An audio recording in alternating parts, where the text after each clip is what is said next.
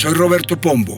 Bienvenidos a Mis Preguntas, un programa de Prisa Media patrocinado por CAFAM, una caja llena de oportunidades para trabajadores, empresarios y emprendedores. CAFAM, una caja llena. ¿Estamos listos para el fenómeno del superniño? Las temperaturas en el mundo cada año son más altas y los científicos prevén alteraciones extremas en el clima, el suministro de alimentos y las economías. ¿Cuáles son hoy las principales vulnerabilidades del país frente a un fenómeno como el del superniño? Para este capítulo hablamos con Steve Amado, médico especialista en somnología, con Camilo Prieto, PhD, profesor e investigador de la Universidad Javeriana, con Andrea Prieto, geógrafa, magíster en estudios socioambientales, con Andrea Davis, doctora en oceanografía y docente del programa de ciencias del sistema Tierra de la Universidad del Rosario, y con Juan Diego Giraldo, profesor del Instituto Javeriano del Agua.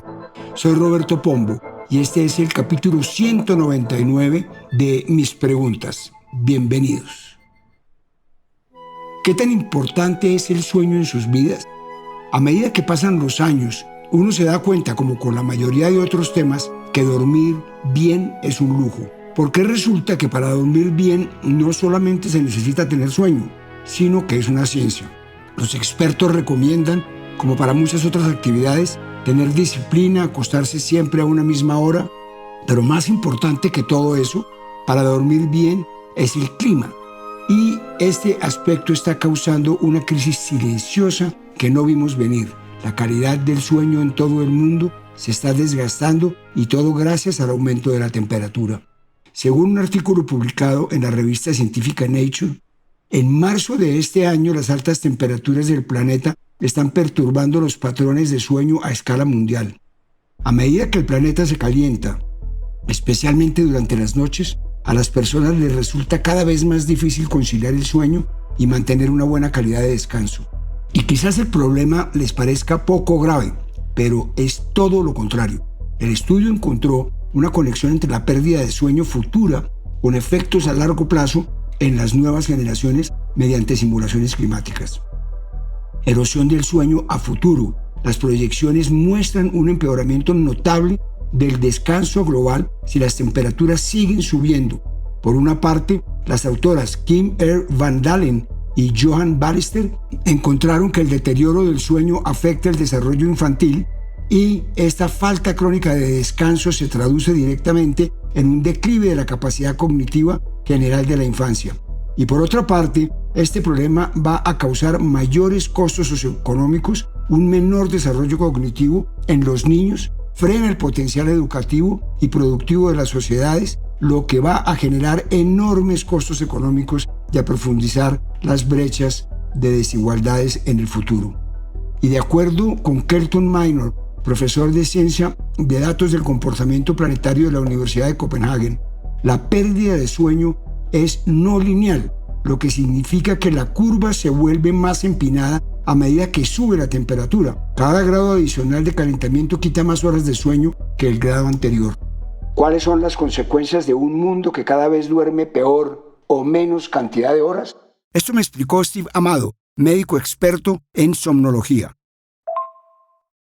Efectivamente, cuando se aumenta la temperatura promedio por el cambio climático o porque nos vayamos de una ciudad más fría a una más cálida, esto afecta directamente la calidad y el tiempo del sueño. El cuerpo requiere disminuir más o menos 1 grado a 0.5 grados centígrados en el momento que entra en la fase inicial del sueño. Esto ayuda a regular muchas de las funciones. Cuando nosotros tenemos los cambios de un calentamiento global que es en todo el mundo y empiezan a incrementar de forma gradual los grados en varios años, notamos cómo puede afectar tanto el tiempo y la calidad del sueño, generando más dificultad para quedarse dormido, más fragmentación del sueño, menos tiempos de sueño, y pues esto conlleva consecuencias a todo nivel. No hay un estudio que nos diga exactamente cuáles son las consecuencias poblacionales generales, porque pues hasta ahora estamos viviendo esto y las consecuencias se verán en unos años, pero las podemos inferir por lo que le pasa a una persona como individuo mundo cuando sucede esto. Esa persona tiende a tener más frecuencia de enfermedades cardiovasculares como hipertensión arterial, síndrome metabólico, diabetes tipo 2, eventos cardiocerebrovasculares, disminución del rendimiento laboral por una pequeña disminución de la capacidad cognitiva, alteraciones a nivel mental como depresión y ansiedad entran a ser las patologías más frecuentes en la población que duerme mal o duerme poco. Cuando nos afecta la temperatura podemos hacer cosas para mitigar los efectos de la temperatura, pero pues estas a largo plazo, si sigue aumentando y no hay un retroceso, pues serán cada vez menos eficientes para controlar las consecuencias de no dormir bien y no dormir el tiempo suficiente. Podemos inferir muchas cosas por lo que le pasa a un individuo y como población, pues que una población completa esté teniendo más incidencia de patología cardiovascular, déficit cognitivo, bajo rendimiento laboral, problemas de depresión y ansiedad, puede afectar económicamente esta población, puede afectar sus índices de salud, los recursos que se requieren para la salud de forma general y toda la cadena que conlleva una población más enferma simplemente porque pues tiene un peor dormir. Una de las quejas más comunes en este mundial, que se termina hoy, son las famosas pausas de hidratación. Pero más allá de lo que puede ser una estrategia de la FIFA para tener más espacios publicitarios, también habla de un problema que se salió de control, el incremento de la temperatura en el mundo. No es impresión suya, cada vez hace más calor. Toda la vida escuchamos hablar de los fenómenos de la niña y el niño, una temporada de lluvias intensas y otra de sequías y altas temperaturas. Hoy nos vamos a referir al último, el fenómeno del niño. Cuando se activa la temporada del niño, las temperaturas de la superficie del mar en el Pacífico Central y Oriental suben por encima de lo normal. En condiciones normales, los vientos alisios empujan las aguas cálidas desde las costas de Sudamérica hacia Indonesia y Australia. Ese movimiento hace que en las costas de Perú y Ecuador asciendan aguas profundas, frías y ricas en nutrientes, fundamentales para la pesca y para el equilibrio climático del planeta. Cada cierto tiempo, ese equilibrio cambia. Los vientos alisios se debilitan o incluso cambian temporalmente de dirección. Entonces, ahora funciona al revés y una enorme masa de agua caliente permanece o se mueve hacia el Pacífico Central y Oriental. La temperatura superficial del océano sube, la atmósfera responde a ese calentamiento y comienzan a modificarse los patrones de lluvia, temperatura y circulación del aire en prácticamente todo el planeta. Es como un interruptor climático global. Pero en las últimas semanas dejamos de ver noticias sobre este fenómeno y en cambio ahora se habla de un superniño. Y aunque parezca el nombre de un superhéroe de nuevo, se trata de algo muy grave. ¿Qué convierte al niño en un superniño? El término no es oficial. Ninguna agencia meteorológica lo usa formalmente. Tim Stockdale, representante del Centro Europeo de Previsiones Meteorológicas, le explicó a la BBC que el calificativo se usa de manera informal cuando las anomalías de temperatura en la región central del Pacífico superan los 2 grados centígrados por encima del promedio histórico. La cantidad de calor que pasa del océano a la atmósfera es tan grande que desplaza las corrientes de ambos hemisferios hacia configuraciones anormales y dispara al mismo tiempo sequías, inundaciones, incendios y brotes de enfermedades en regiones muy distantes entre sí. En toda la historia de las mediciones modernas, solo ha habido 3 eventos que alcanzaron esa categoría. En 1982-83, en 1997-98 y en 2015-2016. El de 1997-98, por ejemplo, dejó un saldo de 30.000 muertos y daños por $100.000 millones en todo el mundo. ¿Qué significa que el niño alcance una intensidad muy fuerte y por qué un mismo fenómeno puede producir sequías devastadoras en unos países e inundaciones catastróficas en otros?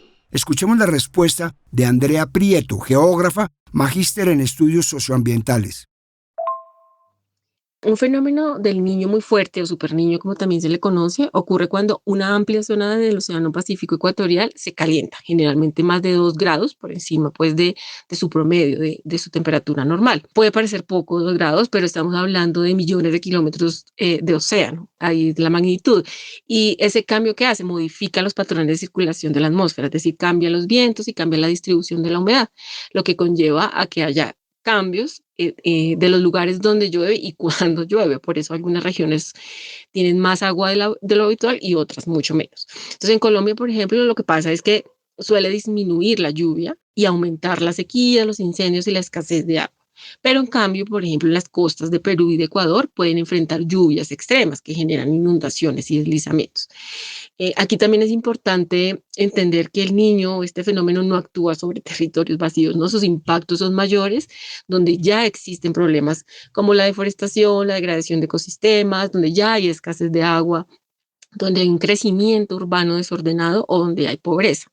Por eso, más que preguntarnos qué tan fuerte será el niño, creo que debemos preguntarnos es qué tan preparados están los territorios para enfrentar sus impactos. Hay una realidad que tenemos que afrontar sin ambajes. El fenómeno del superniño ya está aquí, o por lo menos eso es lo que advierten las autoridades. Pero hay algo que puede agravar el tema, y es que el fenómeno del niño hoy no pasa en un planeta igual al de hace 50 años. Desde finales del siglo XIX, la temperatura media global subió aproximadamente 1,3 grados centígrados debido principalmente a las emisiones humanas de gases de efecto invernadero, según la Organización Meteorológica Mundial y el Grupo Intergubernamental de Expertos sobre el Cambio Climático. Ese calentamiento significa que los océanos almacenan más energía y que la atmósfera contiene más vapor de agua, condiciones que pueden amplificar muchos de los impactos asociados a un fenómeno del Niño. Según la investigación, cuando ambos fenómenos coinciden, los efectos pueden sentirse con mayor intensidad. Y si consideramos que el incremento de la temperatura en las últimas décadas ha subido de manera alarmante, eso significa que este fenómeno del superniño, que ya comenzó, va a ser peor que los anteriores.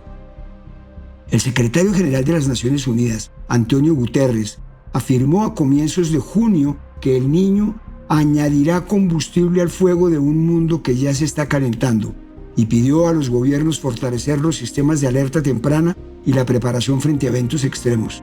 La Organización Meteorológica Mundial informó que existe un 80% de probabilidad de que el Niño se establezca entre junio y agosto y cerca de un 90% de que se extienda al menos hasta noviembre. El hecho de que hoy sea un planeta con temperaturas más altas hace que el problema solo empeore. El año 2024 fue el más cálido desde que existieron registros instrumentales. El Servicio de Cambio Climático Copernicus de la Unión Europea confirmó que la temperatura media mundial superó en 1,55 grados centígrados los niveles preindustriales. Fue el primer año en la historia en que el planeta cruzó esa barrera por 12 meses seguidos, la misma barrera que el Acuerdo de París de 2015 busca que no se traspase de forma permanente. Este récord de 2024 no fue solo climático. La Organización Meteorológica Mundial registró en ese año el mayor número de desplazamientos causados por fenómenos meteorológicos extremos en los últimos 16 años. Los ciclones, inundaciones y sequías agravaron las crisis alimentarias y generaron pérdidas económicas de escala histórica. Y parte de esa catástrofe climática tuvo un protagonista conocido, el Niño de 2023-2024, que la Organización Meteorológica Mundial calificó como uno de los 5 más intensos de que se tenga registro. El clima de la Tierra nunca ha sido completamente estable. A lo largo de su historia ha atravesado ciclos naturales de calentamiento y enfriamiento, variaciones de las lluvias y cambios en la circulación de los océanos. El Niño forma parte de esa variabilidad natural.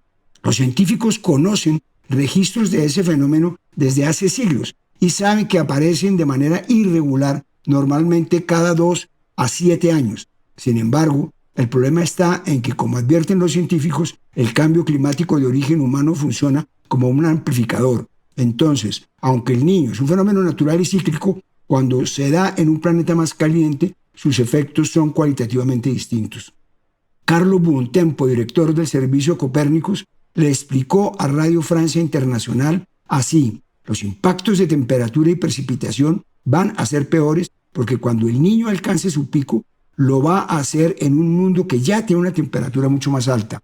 Eso significa que los niveles pueden superar todo lo que hemos visto antes. Las proyecciones de la Organización Meteorológica Mundial para los próximos años son igual de preocupantes. Un informe conjunto con la Oficina Meteorológica del Reino Unido indica que hay un 75% de posibilidades de que la temperatura media mundial entre 2026 y 2030 supere en 1,5 grados centígrados los valores preindustriales en promedio.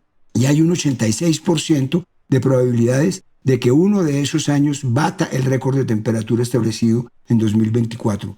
Busqué a Andrea Davis, doctora en oceanografía y docente del programa de Ciencias del Sistema Tierra de la Universidad del Rosario, y le pregunté, ¿cómo explicar la interacción entre el fenómeno del Niño y el calentamiento global y cuál es el mayor riesgo de no entender esa relación en términos de política pública? Si bien el fenómeno del niño y el fenómeno de la niña son oscilaciones naturales de nuestro sistema climático, la realidad es que más o menos desde el año 2015 el océano se encuentra mucho más cálido de lo esperado, casi 1 grado por encima de los promedios históricos que tenemos registrados desde hace muchísimos años. Entonces, digamos que al actual evento niño se le suma esta anomalía o este calentamiento de largo plazo causado por el cambio climático. Entonces, en este momento, lo que estamos evidenciando es que los eventos El Niño son cada vez más intensos y pues los impactos también se hacen notar, como son la disminución de las lluvias, la crisis energética, el desabastecimiento de agua en la región. Pero ya hablando en plata blanca, ¿qué tan fuerte o qué tantas consecuencias puede tener este nuevo superniño? Lo primero es dimensionar de qué es de lo que hablamos. No se trata de una tormenta local. Sus efectos se distribuyen de manera asimétrica y simultánea en distintas regiones del planeta que alteran la agricultura, la disponibilidad de agua, la salud pública y la economía de países que están a miles de kilómetros del Pacífico donde comienza este fenómeno. Por ejemplo, en el sudeste asiático y partes del Medio Oriente, los modelos del Centro Europeo prevén lluvias muy superiores a lo normal, con mayor riesgo de inundaciones. En América del Sur, la historia es distinta según la latitud. La costa oeste del continente y la región norte, incluyendo Colombia, tienden a sufrir sequías prolongadas, mientras que el cono sur puede enfrentar lluvias intensas e inundaciones. Australia, por su parte, enfrenta históricamente déficit hídrico severo durante el Niño. En su versión de 2015 y 2016, las consecuencias fueron devastadoras. Según datos de la Organización de las Naciones Unidas para la Alimentación y la Agricultura, más de 60 millones de personas resultaron afectadas por sequías, inundaciones, inseguridad alimentaria y escasez de agua en distintas regiones de África, Asia, América Latina y el Pacífico. Países como Etiopía, Zimbabue, Papúa Nueva Guinea y Honduras enfrentaron crisis humanitarias que obligaron a movilizar ayuda internacional. Este año, uno de los sectores más golpeados fue la agricultura. La FAO documentó pérdidas importantes en la producción de maíz, arroz, trigo, café y otros cultivos básicos debido a la combinación de sequías prolongadas e inundaciones extremas.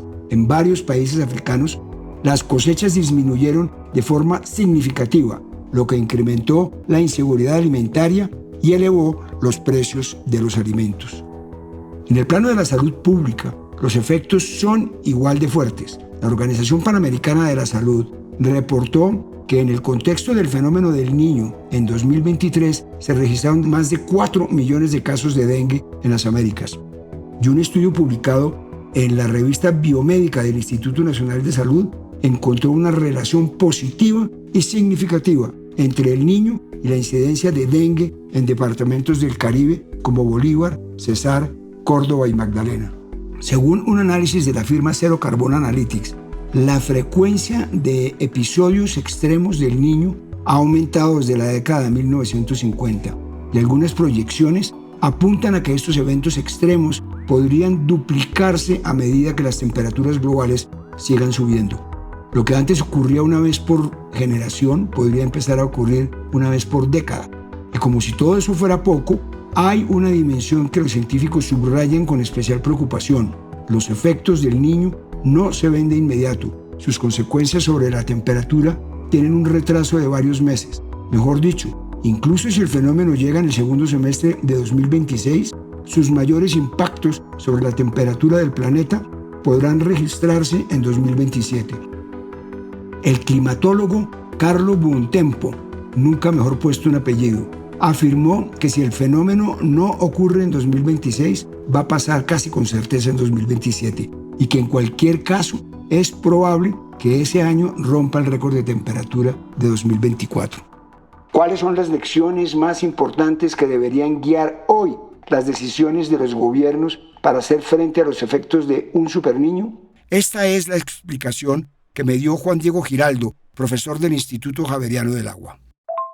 La lección principal es que la prevención es infinitamente más barata que la reconstrucción, pero requiere voluntad política. No podemos seguir gobernando al ritmo de las crisis. Los modelos científicos actuales, como los de la NOAA, nos dan ventanas de anticipación de varios meses, detallando con precisión cómo se calienta el océano. La ciencia ya hizo su trabajo. La lección para los gobiernos es que esa alerta temprana debe traducirse en acciones como activar presupuestos de emergencia antes de que los ríos se sequen, restringir quemas agrícolas antes de que empiecen los incendios y asegurar reservas de alimentos. La segunda lección es que la gestión del agua debe ser el eje central. Los fenómenos del niño y la niña nos enseñan a las malas que el agua no es un recurso infinito, pero que también puede convertirse en una amenaza a las infraestructuras del país. Los gobiernos deben dejar de priorizar soluciones individuales y empezar a gestionar las cuencas hidrográficas del país de forma integral, protegiendo los ecosistemas reguladores como los páramos y los humedales. En Colombia tenemos una relación larga y compleja con el fenómeno del niño. En los últimos 30 años el país ha atravesado 4 episodios del fenómeno: en 1992, en el 97, en 2015 y 2019. Cada uno dejó huellas distintas, pero el patrón siempre fue el mismo. Se redujeron las lluvias, subieron las temperaturas, se presentaron incendios forestales, presión sobre los embalses y dificultad en el campo. Y tal parece que las de este año no va a ser diferente. El niño más reciente fue en noviembre de 2023 y mediados de 2024 y fue declarado moderado. Sin embargo, el resultado fue dramático. Más de 100.000 hectáreas destruidas por incendios, embalses en mínimos históricos y racionamiento de agua en ciudades como Bogotá. Y si por estos días usted ha sentido más calor de lo normal, incluso si vive en regiones frías como Bogotá, es porque ya comenzó la versión 2026 de este fenómeno. El 11 de junio, el IDEAM confirmó que las condiciones del Niño ya están presentes tanto en la atmósfera como en el Océano Pacífico Ecuatorial. Se estima una probabilidad superior al 95% de que el fenómeno se fortalezca en el segundo semestre del año y una probabilidad de 63% de que alcance una intensidad muy fuerte entre noviembre de este año y enero de 2027. Si ese escenario se hace realidad, podría ser uno de los episodios de mayor magnitud registrados desde 1950. La noticia no significa que todo el país vaya a experimentar exactamente las mismas consecuencias. El Niño nunca se manifiesta de forma uniforme. Algunas regiones reciben menos lluvias por varios meses, otras registran temperaturas mucho más altas de lo habitual. También existen zonas donde pueden presentarse lluvias intensas por la interacción con otros sistemas atmosféricos. Colombia reúne varias condiciones que aumentan su exposición a un evento intenso del Niño. Una alta dependencia de la generación hidroeléctrica, ecosistemas estratégicos como los páramos y la Amazonía, una agricultura sensible a las variaciones de lluvia y millones de personas que dependen del abastecimiento de agua de cuencas que pueden sufrir reducciones importantes en sus caudales. Pero vamos por partes.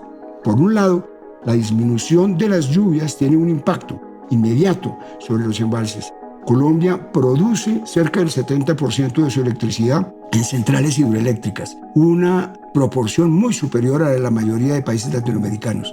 Esto convierte al agua en un componente esencial para el suministro de energía. Cuando las lluvias bajan por varios meses consecutivos sobre las cuencas y ríos que alimentan los embalses, el sistema eléctrico depende cada vez más de las plantas térmicas, que tienen costos de operación mayores, y los combustibles también pueden verse afectados por las condiciones del mercado internacional. La experiencia reciente nos muestra que esta preocupación no es gratuita. Durante el fenómeno del Niño de 2023-2024, el nivel agregado de los embalses llegó a ubicarse por debajo del 30% de su capacidad útil, uno de los niveles más bajos de los últimos años. Y según un informe de XM, administrador del mercado de energía mayorista en el país, es posible que en la etapa más intensa del Niño, prevista entre diciembre de 2026 y abril de 2027, el nivel agregado de los embalses podrá llegar a 19,3%, lo que representa un mínimo histórico. Por otra parte, según cifras de Corficolombiana, un niño fuerte puede elevar la inflación de alimentos en un promedio de 3,9%. El Ministerio de Hacienda estima que el impacto en la inflación total podría superar los 0,3 puntos porcentuales. En un país donde la canasta básica ya pesa sobre los bolsillos de millones de familias, este golpe al precio de los alimentos puede traducirse en miles de colombianos pasando hambre. Y aunque todo eso parece suficientemente preocupante, no es lo que más prende alarmas, sino la falta de preparación. Un análisis publicado por La Silla Vacía hace pocas semanas señala que el gobierno nacional no ha presentado programas claros de mitigación y que las entidades responsables de afrontar la crisis, como el Ministerio de Ambiente y la Unidad de Gestión de Riesgo, han enfrentado el periodo de alerta con liderazgos encargados o recién nombrados. Y, según dijo en una entrevista al diario El Tiempo, el investigador del clima y ciencias del medio ambiente de la Universidad del Rosario, Benjamín Quesada, hay problemas estructurales que agravan ese fenómeno en el país, como por ejemplo fugas importantes en el sistema de abastecimiento de Bogotá, el crecimiento urbano acelerado, aumentos desordenados en el consumo, la sedimentación de los embalses y, más grave todavía, la deforestación. Y de acuerdo con Camilo Prieto, experto en sostenibilidad, el país no cuenta actualmente con las herramientas suficientes y, de hecho, muchos de los modelos climatológicos nacionales ni siquiera contemplan ese escenario debido a su baja frecuencia histórica. Incluso un fenómeno del Niño convencional ya representa enormes dificultades para el país. ¿Cuáles son hoy las principales vulnerabilidades del país y qué acciones deberían implementarse en los próximos meses para evitar que el Niño termine convirtiéndose en una crisis social, económica y ambiental? Le trasladé la inquietud a Camilo Prieto, PhD, profesor e investigador de la Universidad Javeriana. Desafortunadamente Colombia tiene una enorme vulnerabilidad, y es que dentro de su enfoque de gestión de riesgo no tiene como protagonista la adaptación. No está presente la anticipación a fenómenos que sabemos que se van a presentar, y normalmente lo que se termina haciendo es atendiendo la emergencia. Eso hace que seamos muy vulnerables. Colombia seguramente va a experimentar efectos muy relevantes, no solamente en el sistema energético, sino también en el campo, particularmente en la producción agrícola, en la disponibilidad de agua fresca, y es evidente que nuestro sistema de salud debe prepararse para el surgimiento de brotes de enfermedades transmitidas por vectores. Perder el sueño es una tragedia sin duda, pero es la menor de las tragedias que nos puede causar el incremento de las temperaturas. El mundo está en riesgo y los desastres climáticos amenazan con ser cada vez peores. Soy Roberto Pombo y este fue el capítulo 199 de Mis Preguntas. Nos vemos en el próximo capítulo. A partir de este momento, este capítulo de Mis Preguntas queda disponible en todas las plataformas de podcast. Este episodio fue posible gracias a CAFAM, aliado estratégico en el crecimiento de más de 40.000 empresas en Colombia. Dirección: Roberto Pombo. Asesor editorial: Daniel Sampero Espina. Producción: Juan Abel Gutiérrez y Johnny Rodríguez. Guiones: Juan Abel Gutiérrez y Johnny Rodríguez. Postproducción de audio: Iván Ayala.